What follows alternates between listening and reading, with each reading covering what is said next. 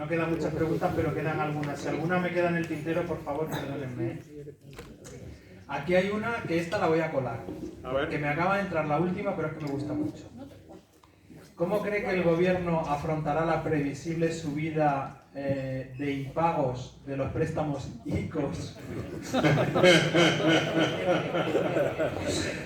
que se le ha dado a las empresas recientemente y qué consecuencias tendrá? No digo que me guste lo que leo, digo que me interesa. A medida que avanza la jornada, la gente se pone cada vez más puñetera. Pues ¿cómo lo va a afrontar? Pues aumentando el agujero del ICO, ¿no? Pues eso es lo que va a hacer. Las formas mediante las cuales el Estado consigue legitimarse son muchas, y como os decía antes, mientras la gente siga comprando ese mensaje, comprando es una palabra incorrecta, siga aceptando ese mensaje, pues entonces lo van a seguir haciendo. Hay un riesgo de impago ahí, como en otros casos también, pues probablemente sea un ingrediente más del déficit público.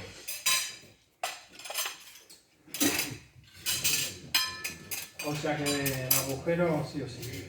Eso es. Sobre todo recordar que es nuestro agujero. Al agujero. Y el 20%... No es de los demás, es nuestro. El 80% de media del Estado y el 20% de la base. Eso.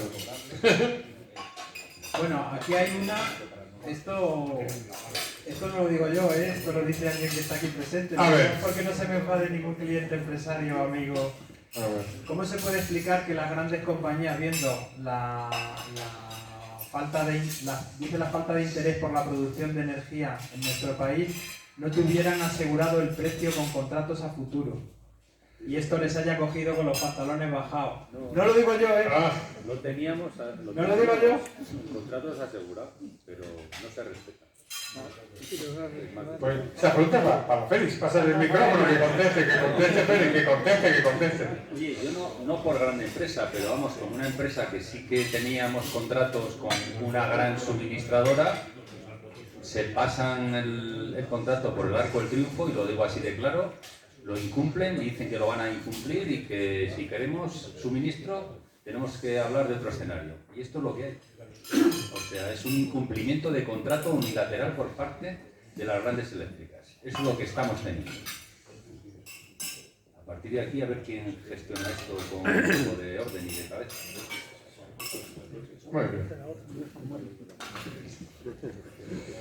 No hay nada como bajarse a la realidad del propio empresario. Claro. Ese es el lujo que tenemos nosotros, que podemos estar con ellos. Es un lujo muy bueno, claro. Nos cuentan la verdad de las cosas, Claro que sí. no lo que se lee por ahí. Aquí hay un tema muy interesante que es, y que yo he mezclado antes sin querer, pero bueno, lo voy a formular bien. Que cómo nos afecta a corto plazo el coste de los contenedores, que han pasado de costar pues de 1.200 euros a 10.000 euros, ¿no? El coste de mercancía de contenedores.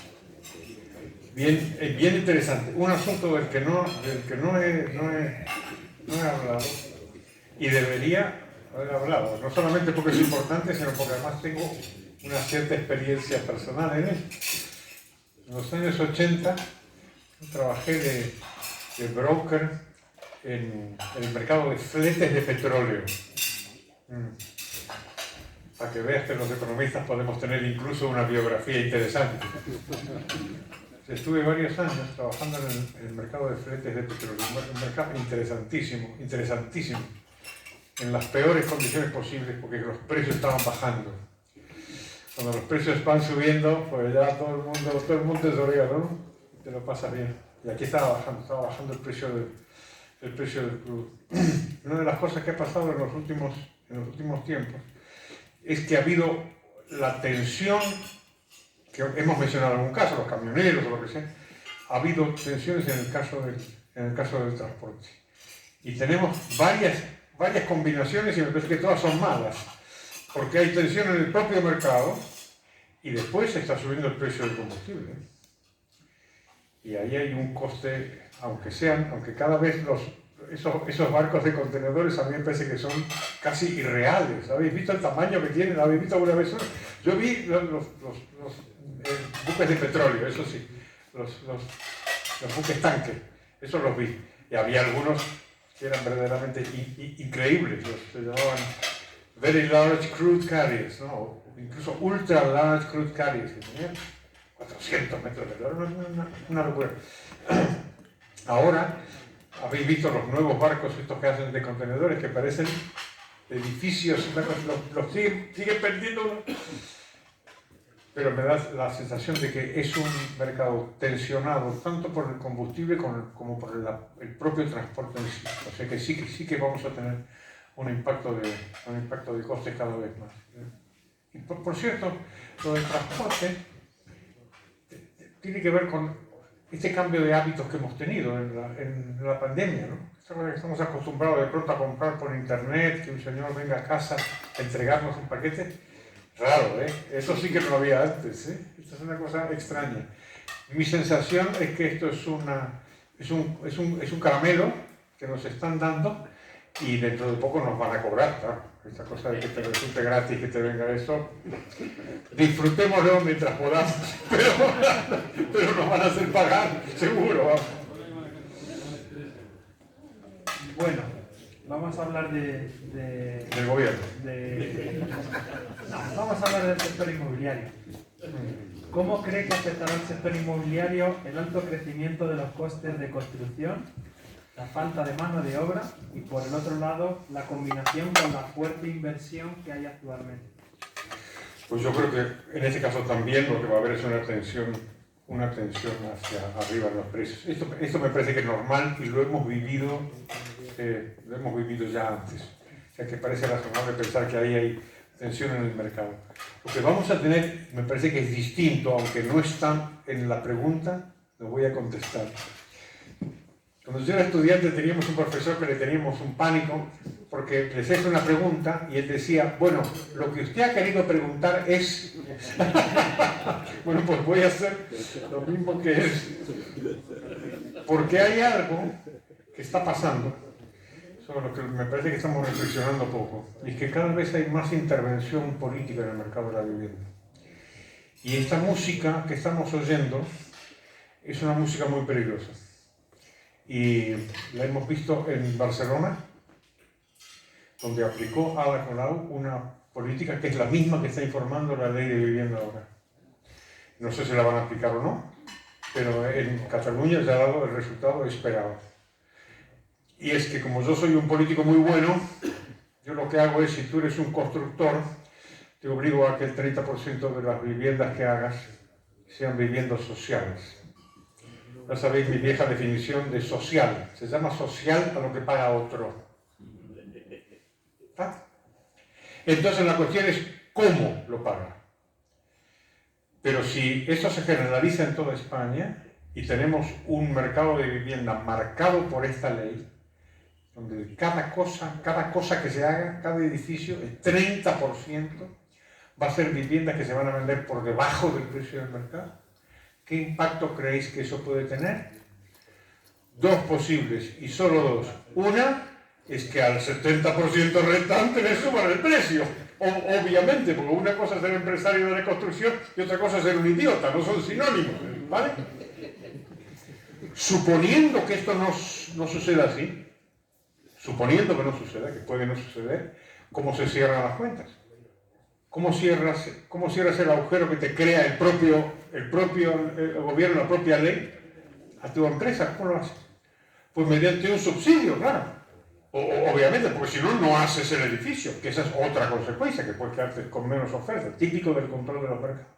Y si haces eso, ¿quién va a pagar? Usted, señora. Pero mediante impuestos, o sea que cualquiera de las dos resulta muy complicado. Bueno, y esto es increíble, he hecho todas las preguntas. Tengo una que dice, no forma parte de la charla, pero punto suspensivo. ¿Y eso? Es la última que me queda. La última, vale, que pierdo el tren. Me gustaría hacerlas todas ya y nos quedan 3 minutos. A ver. Pero no forma parte de la charla, ¿eh? Dice, en los últimos años se observa mucha animadversión en Latinoamérica contra la colonización española. Se reaviva la leyenda negra, ¿qué reflexión le merece? Y así ya no hablamos de economía, hablamos de otra cosa. Ah, cómo me gusta eso. Cómo me gusta. Yo creo que lo que hemos padecido es un conjunto de leyendas negras. Fíjate, el tema me parece apasionante, apasionante. Qué pena que tengan tan poco tiempo porque podría hablar muchísimo. Porque me parece que es un conjunto de leyendas negras. Lo de España es una leyenda negra clarísima, pero además es una leyenda negra en todos los sentidos. Es decir, no solamente en el sentido de los hechos, también en el sentido de las ideas, ¿no? Cuando te dicen, no, porque el liberalismo, siempre dicen los liberales, no, es una cosa anglosajona. ¿Anglosajona? ¿De qué país era Francisco de Vitoria? ¿De qué país era Francisco Suárez? ¿De qué país era Azpilicueta? Juan de Mariana? Eran todos de aquí, tú. Eran todos de aquí. Y los liberales repetimos siempre, ¿no?, la frase de Jefferson, esa maravillosa de la Constitución, de la Declaración de la Independencia, ¿os acordáis, no? Todos los hombres son creados iguales, ¿no?, dotados por su creador, no por Pedro Sánchez, por su creador, el derecho a la libertad, ¿no? Y qué barbaridad, qué cosa más, pues más de un siglo antes, dice Don Quijote, la libertad, Sancho, es uno de los dones más preciosos que a los hombres dieron los cielos. Lo mismo que Jefferson dice, exactamente igual, lo mismo. Y todo esto tiene muchísima importancia, pues si resulta que la libertad es una cosa que me da Dios, si me la da Dios, no se va a atrever Pedro Sánchez a quitármela, ¿no? Y igual sí. Vale. Toda esta tradición tiene que ver con la condena, la ridiculización que se hizo España. Os cuento una anécdota que me gusta muchísimo, muchísimo. ¿Sabéis quién era Adam Smith, el famoso economista escocés, no? Él cuenta en sus lecciones que la primera mujer que usó medias de punto en Inglaterra fue la reina Isabel, la hija de Enrique VIII y de Ana Bolena. ¿Y sabéis por qué usó esas medias modernas? Porque se las regaló el embajador de España. ¿Os imagináis la escena tú? El embajador de España con unas medias y dice, Your Majesty, miren lo que hacemos en España. Y la reina le ha dicho, coño, como se diga en inglés, ¿no? ¡Qué barbaridad! ¿No? Pues esa era España, ¿no? España era el primer país del mundo, el país más admirado, el país más seguido, el país más respetado, el país más temido. ¿Habéis estado en Londres, en Trafalgar Square? ¿Nunca habéis visto por qué está Trafalgar Square ahí? ¿Nunca habéis visto la columna de Nelson? ¡Qué alta que está! Sí, ¿por qué está ahí? A ver, ¿por qué? Es en inglés, otra vez, se dan ingleses. Idiotas no son. Sabían de lo que estaban jugándose. Y después pues se creó la leyenda negra con todo la supuesta crueldad de un país civilizador como se hizo en América. Y después vino el romanticismo, que eso ya es lo peor. El romanticismo fue terrible. Siempre digo que lo que más daño nos ha hecho en el siglo XIX, la ópera Carmen. Esto nos causó un daño enorme. Hay un libro buenísimo de José Varela Ortega, nieto de Ortega y Gasset, se llama España, tenéis que leerlo, divertidísimo. Y cuenta que a final del siglo XIX un escritor italiano recorre España, visita España y le escribe una carta a un amigo suyo en Roma. Y le dice, querido fulano, Giuseppe, he recorrido España, estoy muy desilusionado con las mujeres españolas, porque resulta que las mujeres españolas no son como Carmen. Y pues claro, son mujeres, señoras normales, como las francesas, las italianas, pero teníamos que tener... Y esa imagen, esa caricatura, se ha multiplicado en América. Hemos padecido la leyenda negra también en América. Y por eso tenemos todo el mundo con las camisetas del Che Guevara. ¿No habéis visto que hay camisetas del Che Guevara? Por cierto, el Che Guevara lo quieren, aquí no lo queremos, ¿eh? No, el Che Guevara aquí no lo queremos. No, aquí un tío con pistola que va por ahí cambiando el mundo a tiro. No, aquí no. Pero en América, como son bolivianos o cubanos, yo digo, ¿qué te han hecho los bolivianos tú? ¿Para qué quieres tener un salvaje ahí? Entonces, repito, leyendas negras hay muchas y hay que combatirlas a todas, aquí y allí. Bueno, pues muchas gracias, profesor. Broche de oro. He formulado todas sus preguntas. Yo creo que se merece un aplauso.